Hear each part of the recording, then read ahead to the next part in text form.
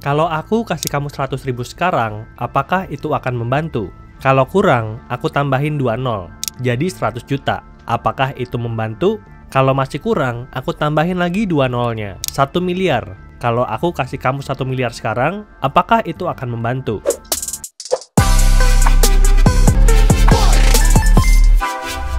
Aku yakin jawaban kamu itu akan sangat bergantung dengan situasi keuangan. Bagi beberapa orang, 100.000 itu banyak, tapi bagi beberapa orang lainnya, 100.000 itu receh. Dan ternyata terdapat penelitian yang telah mengelompokkan orang berdasarkan tingkatan harta yang dimilikinya. Di video ini kita akan bahas lebih lanjut seputar level kekayaan sebagaimana disampaikan oleh Nick Marjuli dan Stewart Butterfield. Dan kalau kamu suka dengan konten kayak gini, boleh klik tombol subscribe dan jangan lupa untuk nyalakan loncengnya dan dapatkan lebih banyak cerita uang menarik di channel Andre Tuan. Nah, sebelum membahas soal level kekayaan, mari kita cari tahu terlebih dahulu apa definisi kekayaan dan apa saja tolak ukur yang mendasari adanya level kekayaan tersebut. Secara sederhana, kekayaan dapat didefinisikan sebagai nilai bersih dari harta yang dimiliki oleh suatu individu atau rumah tangga. Dan rumus untuk menghitung nilai kekayaan itu gampang banget. Total aset dikurangin dengan total hutang. Lalu sampai di sini, mungkin beberapa dari kamu ada yang berspekulasi kalau kekayaan berkaitan dengan besar penghasilan dari seseorang. Asumsi ini nggak salah, tapi kurang tepat. Belum tentu orang dengan penghasilan besar memiliki kekayaan bersih yang juga besar.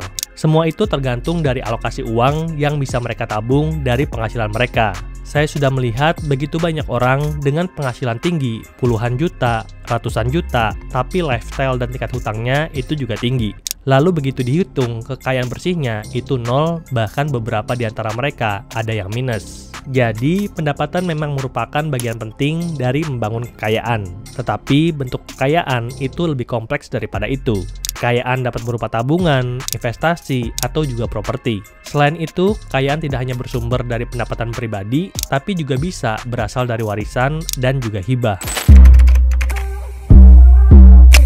Menurut Nick Marjuli, ada 5 level kekayaan. Adapun tolak ukur yang digunakan bukan hanya dengan nilai total aset, tapi juga pada hal-hal apa yang mereka bisa lakukan dengan uang yang mereka miliki. Pola konsumsi dan cara menghabiskan uang yang dilakukan oleh orang dari level kekayaan zero tentunya akan berbeda jika dibandingkan dengan orang di level yang lebih di atas. Kecenderungan dan hal-hal yang disukai oleh jutawan, miliarder, dan juga triliuner itu pasti juga akan berbeda. Dan inilah dia 5 level kekayaan menurut Nick Marjuli.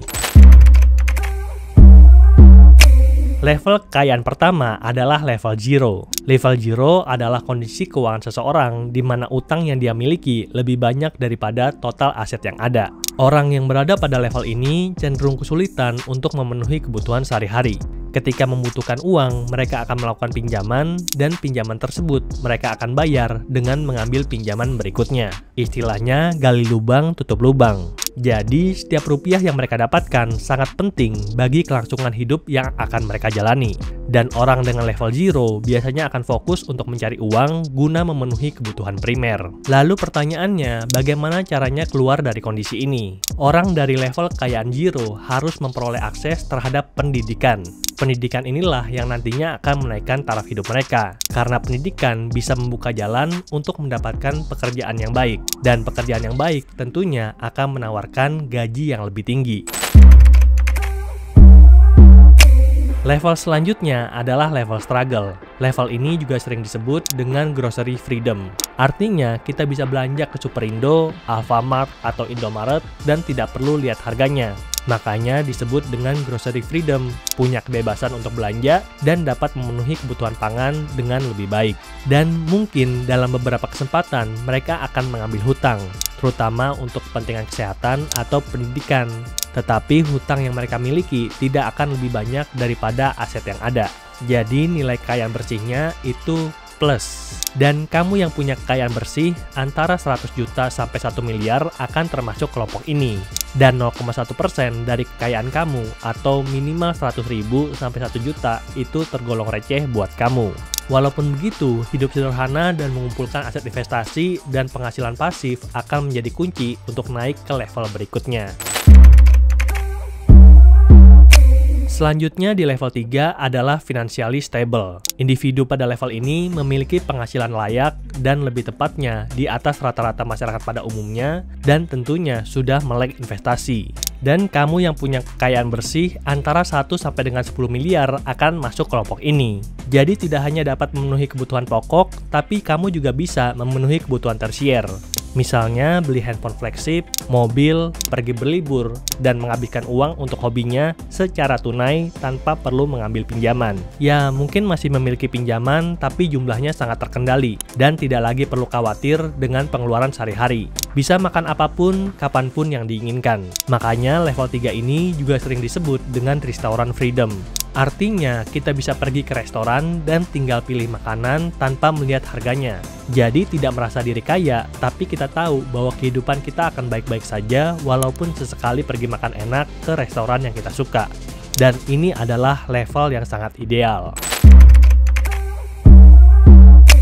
Berikutnya, level kekayaan keempat adalah rich atau kaya. Di level ini, seseorang memiliki nilai aset yang sangat besar, sekitar 10-100 miliar. Dan standar hidup kita akan didasari pada pilihan dibandingkan dengan kebutuhan. Dan level ini juga sering disebut dengan istilah travel freedom. Artinya, kita bisa keliling dunia, pergi ke tempat-tempat yang kita suka tanpa memusingkan biayanya. Bahkan bisa naik first class atau business class. Selain itu, karena nilai total aset kita itu cukup besar, maka kita bisa melakukan pensiun dini dan masih bisa memenuhi kebutuhan hidup kita. Jadi apabila kita putuskan untuk berhenti bekerja, kita bisa tetap memenuhi kebutuhan kita sampai kurang lebih 10 bahkan 20 tahun mendatang. Ya wajar kan? Misalnya nih kita punya aset 10 miliar, terus kita taruh di saham dan dapat dividen rutin 12% per tahun. Artinya kita bisa belanja sampai 100 juta tiap bulan dan tabungannya tidak berkurang sama sekali. Makanya nggak heran kalau kita akan lebih menghargai waktu daripada uang.